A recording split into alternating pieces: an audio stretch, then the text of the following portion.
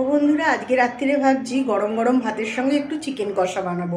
অনেকদিন রাত্রিবেলা এরকম গরম ভাতের সঙ্গে চিকেন কষা খাইনি, তো তোমরা পুরো ভিডিওটা দেখো।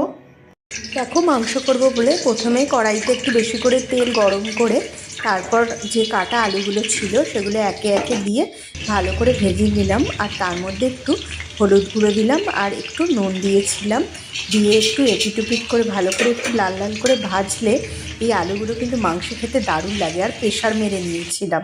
আর পেঁয়াজ কাটা আছে, রসুনও ছাড়ানো হয়ে গেছে, আর এদিকে চিকেনটাও রাখা আছে।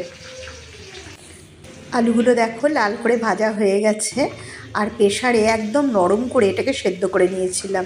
আর তারপর ওই তেলের মধ্যেই কড়াইতে রসুনটা দিয়ে দিয়েছিলাম, রসুনটা একটু ছেঁচে দিয়েছিলাম, আর দিয়েছিলাম তেজপাতা আর পেঁয়াজ। এবার সব কিছু দিয়ে প্রথমে রসুনটা ভালো করে ভাজার পর তারপর পেঁয়াজটা দিলাম।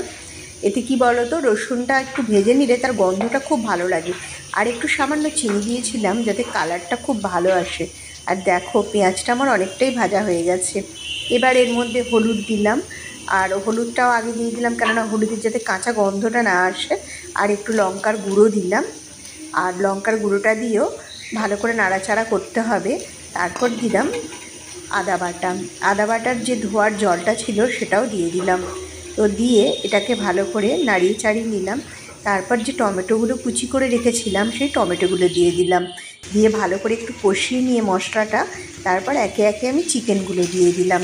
তো দেখো মশলাটা কি ভালোভাবে কষা হয়ে গেছে। আর তারপর চিকেনগুলো দিলাম। এবার চিকেনগুলো যখন সব দেওয়া হয়ে গেল, এবার এগুলোকেও ভালো করে নাড়িয়ে ছাড়িয়ে ভালো করে কষাতে হবে। আর মাংস ভালো করে কষালেই তবেই সেটা খেতে বেশি ভালো লাগে। তো দেখো এবার মাংসগুলোকে তো একটু কিছুক্ষণ কষাতেই হবে, নইলে মাংস খেতে একদমই ভালো লাগবে না।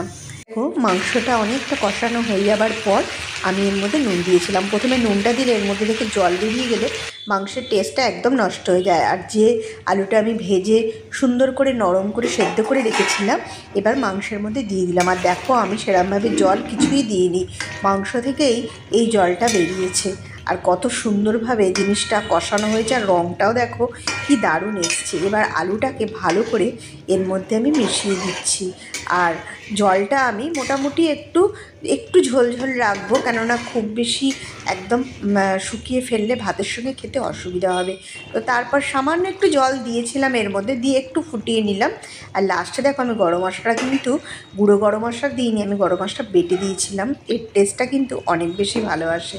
তারপর দেখো আমি একটা থালা ঢাকা দিয়ে দিলাম আর গ্যাসের সুইচটা বন্ধ করে দিলাম। আর দেখো যেমন সুন্দর কালারটা এসছে, আর খেতেও কিন্তু সেরকম হয়েছে। খাবার দেখো তো আর কিছু লাগবে নাকি? এই যে মাংসের ঝোল ভাত,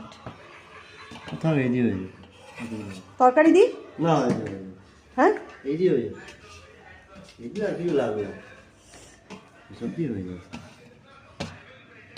আবার কি লাগবে? মাংস হয়ে গেলে আর কিছু লাগবে না। মাংস দিয়ে মানে একতলা ভাত উঠে যায়। বাপিকে খেতে দেওয়ার পর আমিও নিয়ে বসে পড়লাম। আর রেগুলার আমরা এদিকে টিভি দেখতে দেখতে বসে বসে একসাথেই খাই। তো দেখো আমার ভিডিওটা তোমাদের কেমন লাগলো অবশ্যই জানিও।